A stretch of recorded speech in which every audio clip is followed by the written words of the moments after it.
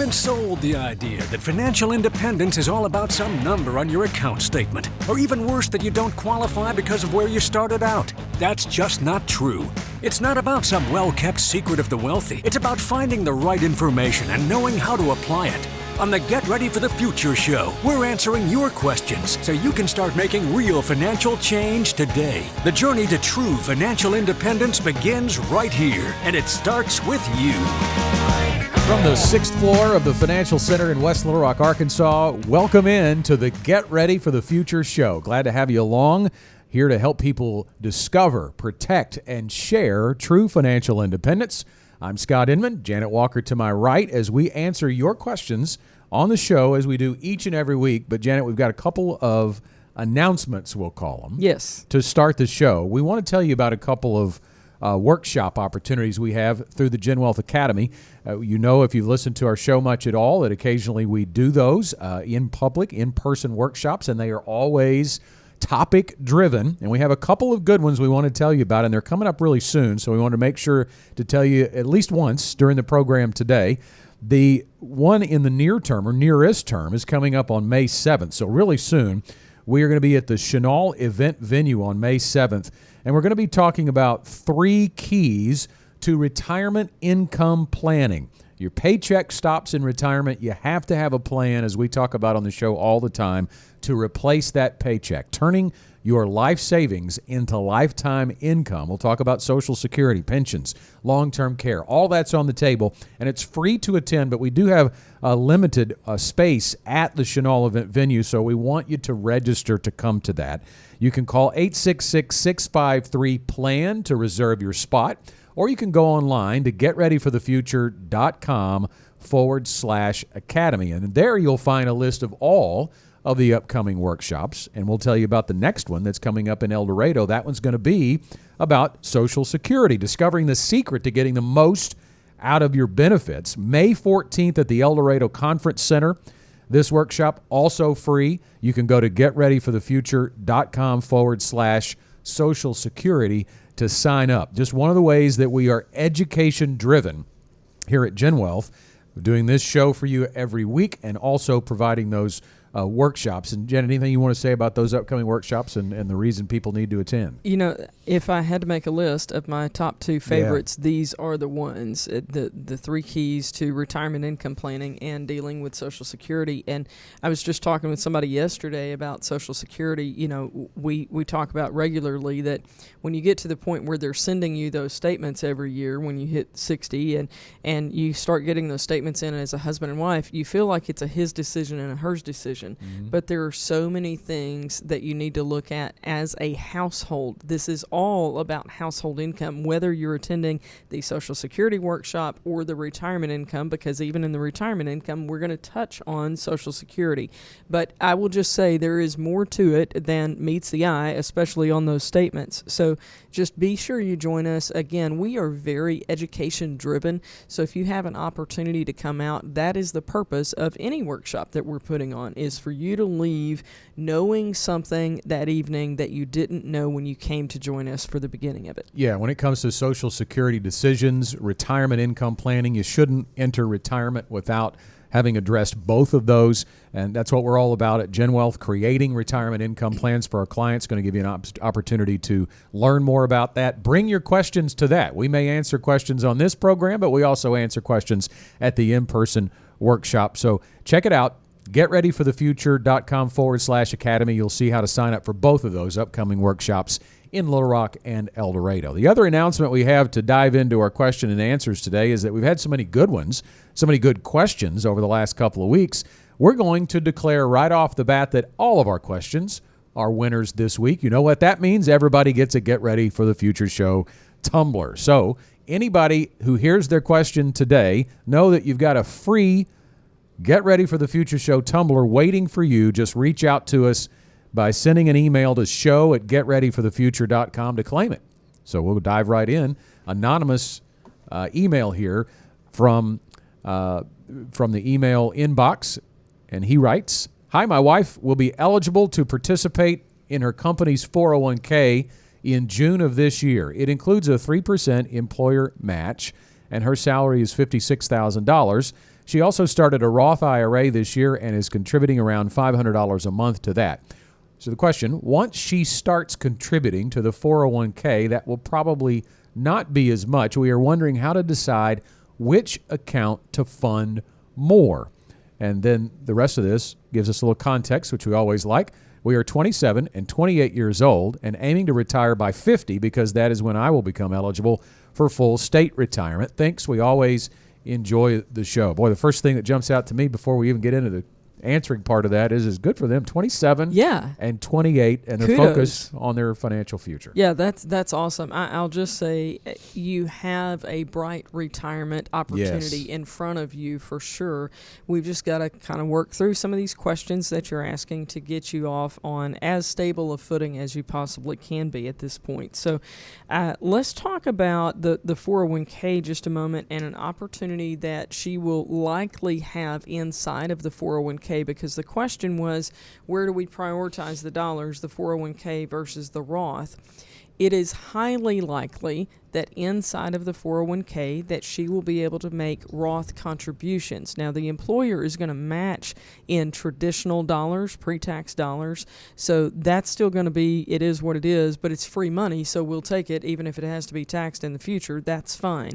So we do want to be sure that we get all of that match coming in, but she does probably have inside of that 401k the opportunity to contribute Roth dollars, so you're not missing out on tax-free income later on in retirement just because you're focused on the 401k match. Yeah, so that's a big pecking order that we talk about often here, and it's a great opportunity to highlight that. You certainly, and it's common sense, but it needs to be laid out there. You want to make sure that you're contributing enough first to the employer plan to get the match, right? You don't want free dollars left on the table. And then beyond that, I think to Janet's point, you're looking for the Roth, whether it exists in the 401k and can be contributed to from dollar number one, right? And it all be Roth money, or if you have to do the pre-tax in the 401k to get the employer match, then pivot back to the Roth IRA outside of the 401k if there is not a Roth option in the 401k. But, to get back to it won't likely be as much. I think it's important to point out too, Janet, that whatever you're starting at is probably not where you're going to stay. Yeah, that's absolutely true. We have people often look at, when you get a raise, what do you do with that? And if you use part of it to improve your quality of life day in, day out, then that's fine. But you also want to use a significant portion of it to increase your contributions to retirement. But Scott, the thing about this question that gets me probably most excited for them is the time value of money. Right. That we have very few people who are really focused on their retirement in their 20s. And so when we begin to look at this, we actually have an illustration to be able to share with you kind of what we're looking at. Let's assume that we're starting with a zero balance, because we said that she's just started contributing to her Roth IRA earlier this year. So we're starting with zero balance in 2024. And then that investing $500 a month, and we know that you're probably going to dial back on this, but you're going to increase what you're doing in the 401k. So I think it's a safe assumption to say that we're still going to do $500 a month. So $500 a month going in.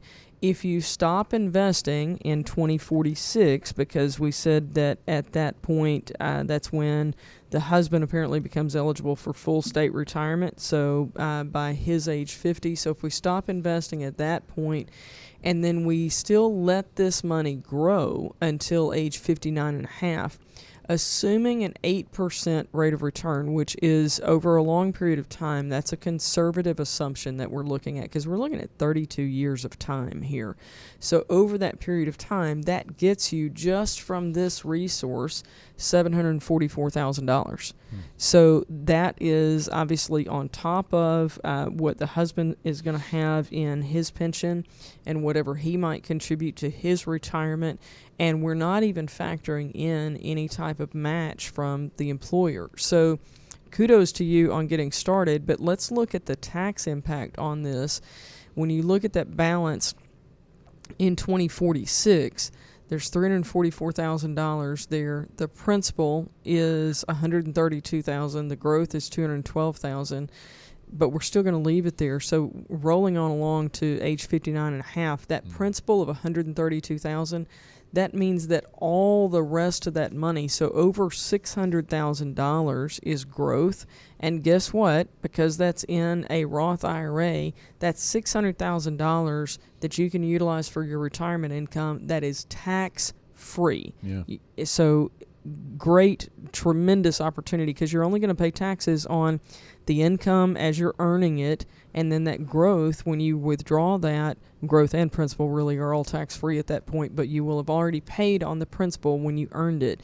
So it's a tremendous opportunity to have just, frankly, exponential tax-free income in retirement. Yeah, of course, a hypothetical example there, we use 8% because that's the long-term historical average of the stock market, but that is not indicative of what will happen in the future. But either way, you get huge growth on that over that amount of time. The question is it going to be enough? That looks like a fantastic number, right? $744,000. And I think one thing to wrap up on this question, you're aiming to retire at 50. It can be done. There is no question that that can be done, especially with a state pension involved. But some other things to consider. You do want to think about yourself as well, not just what your wife is doing. You don't tell us anything about what you're doing. Supplementing your future pension income with some non-qualified assets might be part of the plan, right? Because if you have to get to age 59 and a half before you can tap the qualified accounts without penalty, you get a 10% penalty if you dip into those traditional IRAs, those pre-tax 401k dollars prior to 59 and a half. You're going to want something there to bridge that gap if you're going to need extra income above and beyond what the pension provides. And of course, we don't know if they're planning to work part-time after that, have a second career. We'd need to know those things. But don't rely solely on the pension in retirement. You have to have a plan for health care. You've got a long way to go before you get to age 65 and qualify for Medicare. And I think another big thing there, Janet, we need to point out is you have to know the impact retiring early is going to have on your Social Security. Yeah, because you're going to go, X number of years without earnings, and so you want to be sure that you understand the calculation that you're dealing with on Social Security, and we can help you through that process. One other thing, though, is to be focused on where you're going to be on a house payment at this point. If you could, while you are focusing on your retirement and while you're focusing on those investments, if you could simultaneously focus on making sure that house payment is going to be paid off. And Scott, I can't tell you how many times over the years we've seen people who would come to us and they'd be like, well, the house was paid for and then we did this. Whatever this might be. It looks different in a lot of situations, but if you're going to retire early, and as Scott said, you're retiring before Social Security is going to kick in, there might be an impact on Social Security relative to how early you're retiring, and you're also going to have to self-fund your health care for a period of time. You want to be sure that you're in a situation where you're not burdened by a house payment, if at all possible. Great question to start us off on. If you have questions for us, you can call or text them to 501-381-5228. Hear your questions answered on the air, or send us an email to show@getreadyforthefuture.com. Moving on to Donnie via email. As part of GenWealth's retirement planning process, what are your thoughts on tax rates and standard deduction changing in 2026? What steps should one take now to lessen the impact of higher taxes? Great show, and enjoy listening. Donnie, thanks for the email. I do want to kind of, for everybody else listening, kind of explain what he's talking about there. First of all, we want to tell you we're not a CPA, so we're not giving tax advice on the program. You should consult a CPA for tax advice, but we can kind of walk through the general understanding of where we're going with taxes and how you can prepare for them from an investment perspective. So what Donnie is referencing there is the Tax Cut and Jobs Act of 2017. Under that, the tax rates were set where they currently are. And we have a graphic to show you the 2024 federal tax brackets. Again, we're just talking about the federal income tax brackets here. So on taxes due next year, so the income you're earning this year, this is where the rates currently stand. If we're going to focus on that far right column, which is married filing jointly, most of the clients that we work with, that's where they would file status-wise. If you're single, you can see your own column there as well to compare. But you can see that 10% is the beginning tax bracket for $23,200 or less. Most people are going to make over that. They jump into the 12% tax bracket until their first $94,301, and then you go to 22.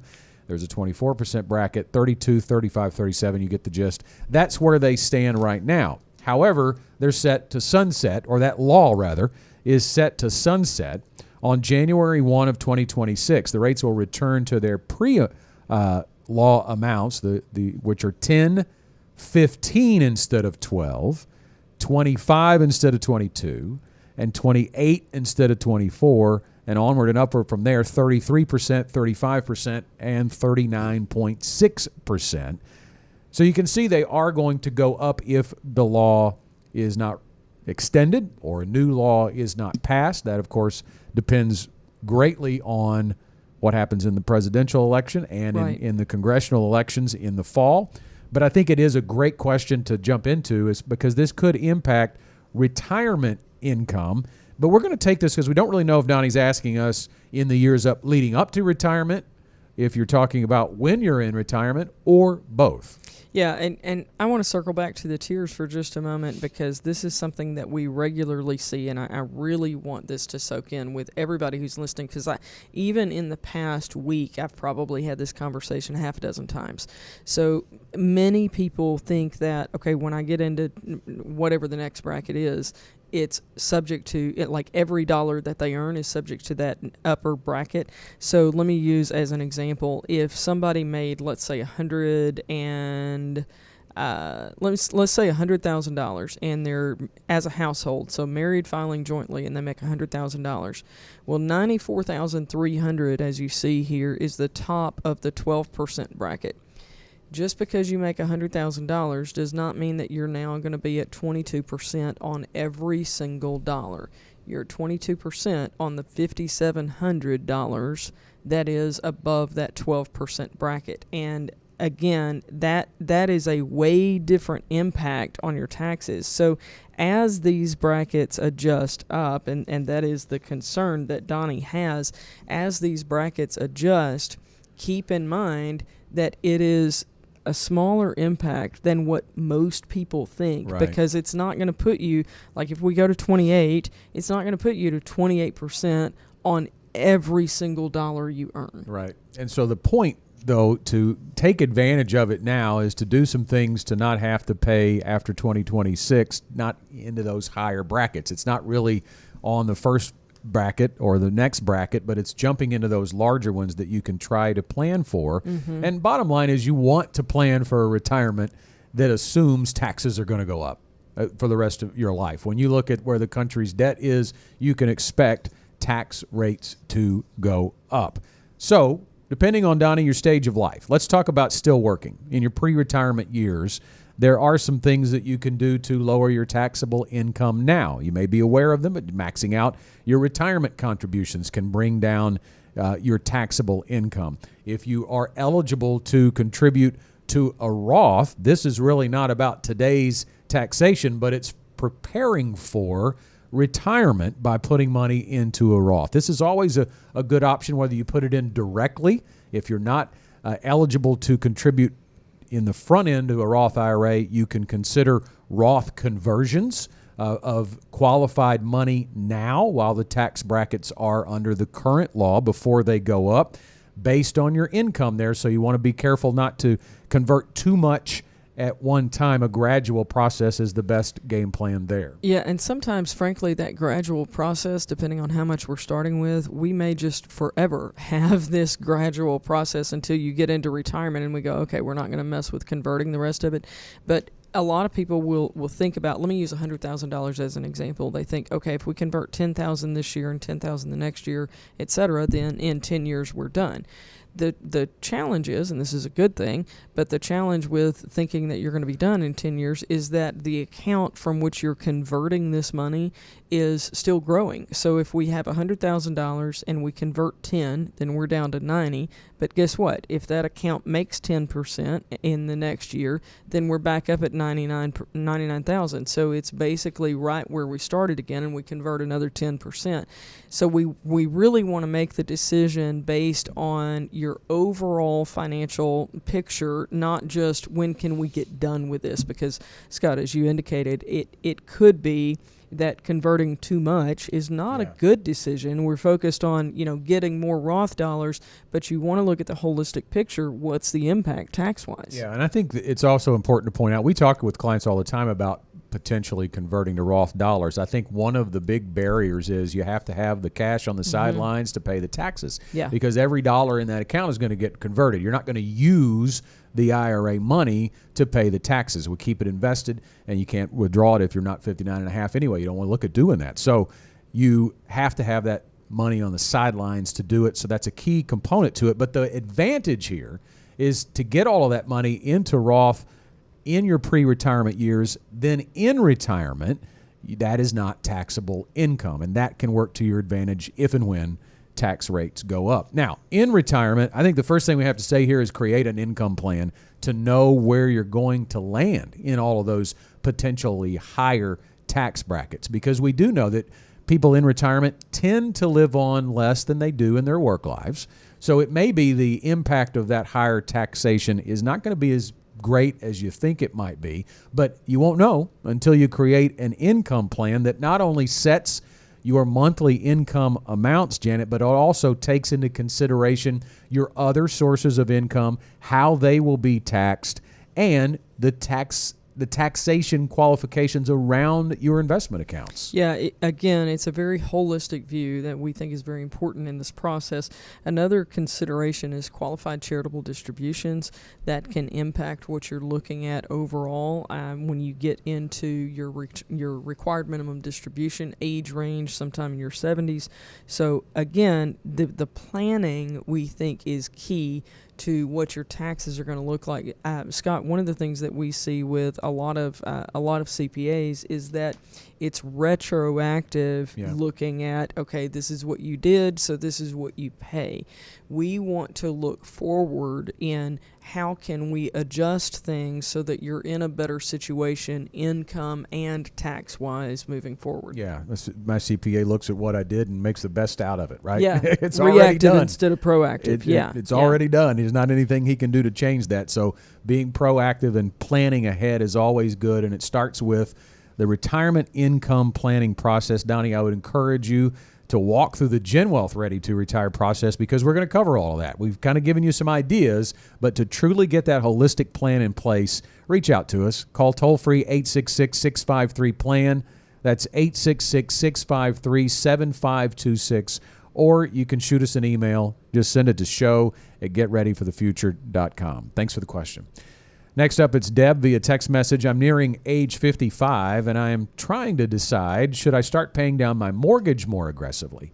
If I do, it would cut into my contributions into my Roth and HSA, but I've got about $700,000 saved.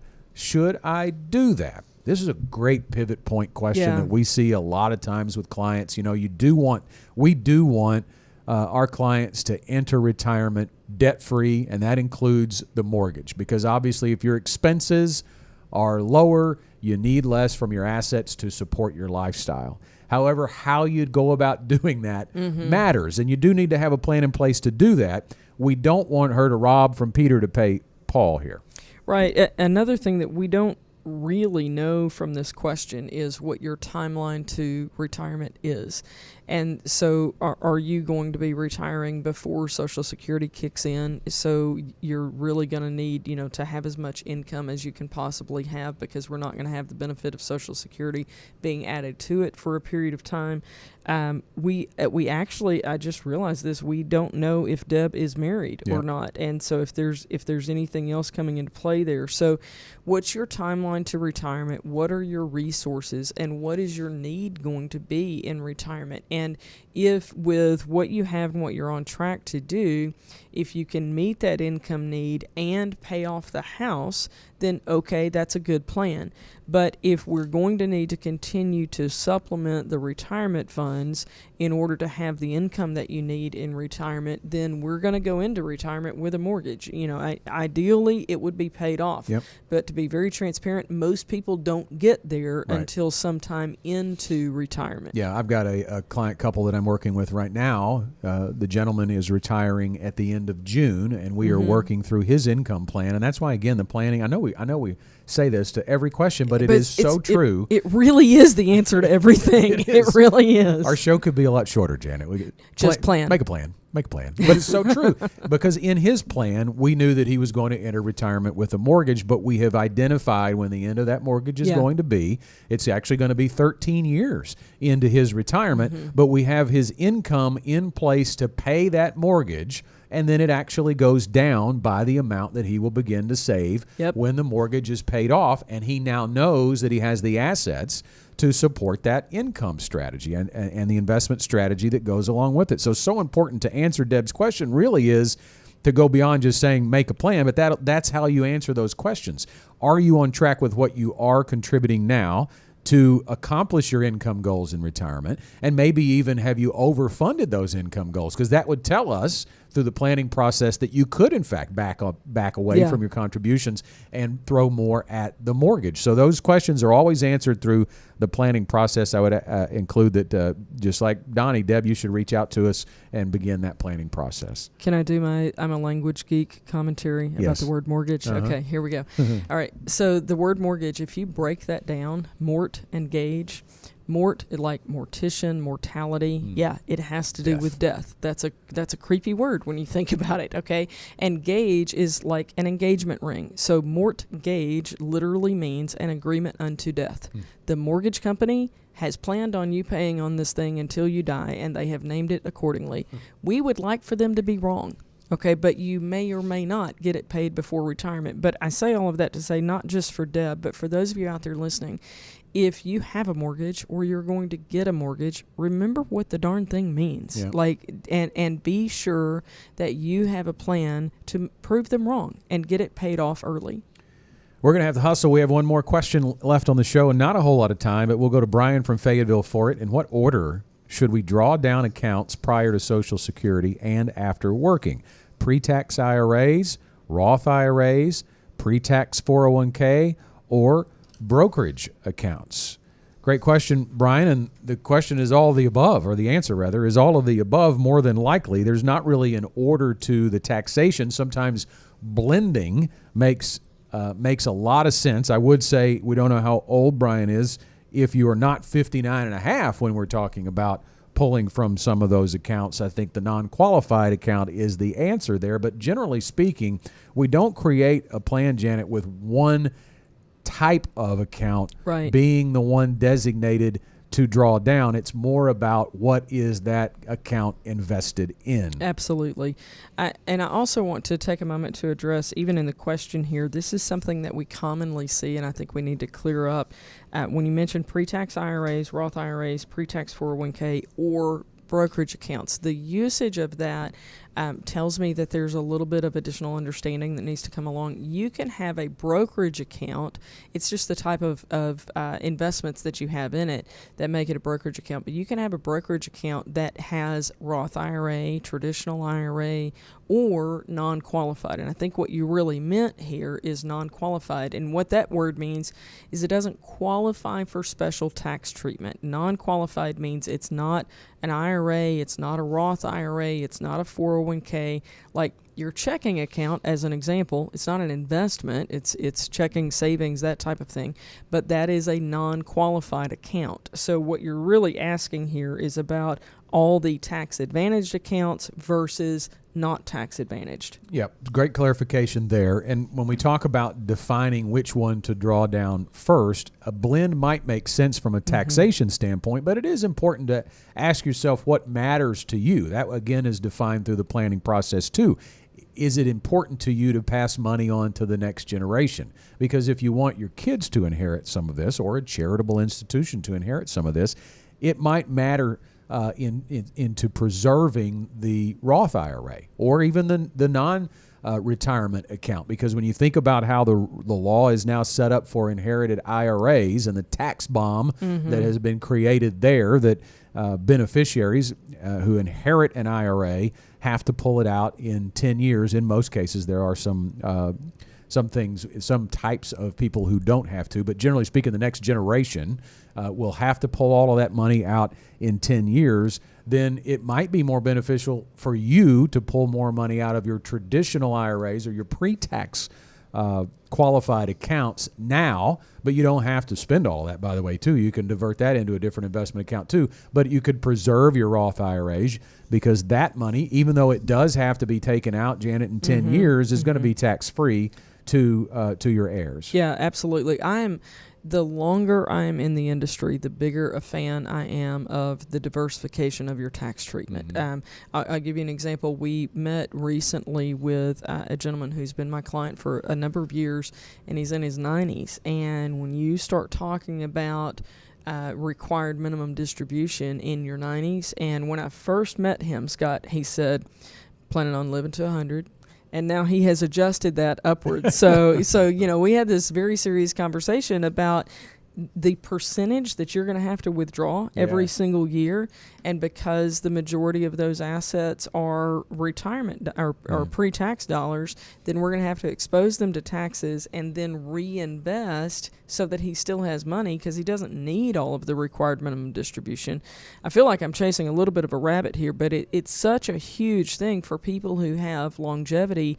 You don't want to have all of your dollars in pre-tax money. So it is really good to consider tax diversification as much as investment diversification. So let's use the last minute and a half or so we have before final thoughts to talk about what I said earlier, that the type of account matters less than how it is invested, because I think that's the focus you need to have in the money that you're pulling for today's income. It needs to be low to no market risk, because when we talk about it on the show all the time, sequence of returns matter. And if you have equity investments in money that you're selling or shares that you're selling for income now, that can be a problem when the market pulls back, just even to the extent that it did in April with about a 4% pullback. If you're selling for income while the market's going down, it can deplete your assets quicker. So that is to speak to the bucketing, time-segmented strategy that we use as part of the GenWealth Ready to Retire process. You still have to believe in equities in retirement, but those are positioned for long-term investments, as they always should be, for income in later years of retirement. So the risk is on the back end of your account. So again, back to the point that the type of account matters less than how it is invested. So I would love to talk about more education opportunities. I feel like we've done a lot of educational, minded commentary today. And just a reminder of a couple of events coming up. We have one in West Little Rock and one in El Dorado. In West Little Rock, we'll be talking about the 3 keys to retirement income planning. And in El Dorado, the topic is Social Security. And you can register for either one of those by going to getreadyforthefuture.com/academy. Wow, that was really good. Nailed it. Back in my radio DJ days, we would call that back timing. You walked right up to the bell and stopped talking at the appropriate time. It is time for our final thoughts. We'll start with you. Again, we've been very educationally focused today. That's just who we are here at GenWealth, really all day, every day. But it's so critical for you to be able to take the information that you've heard today that is, for somebody else who had their personal question, and you've probably learned a little bit here and there from what their questions and answers were, but how do you personalize it?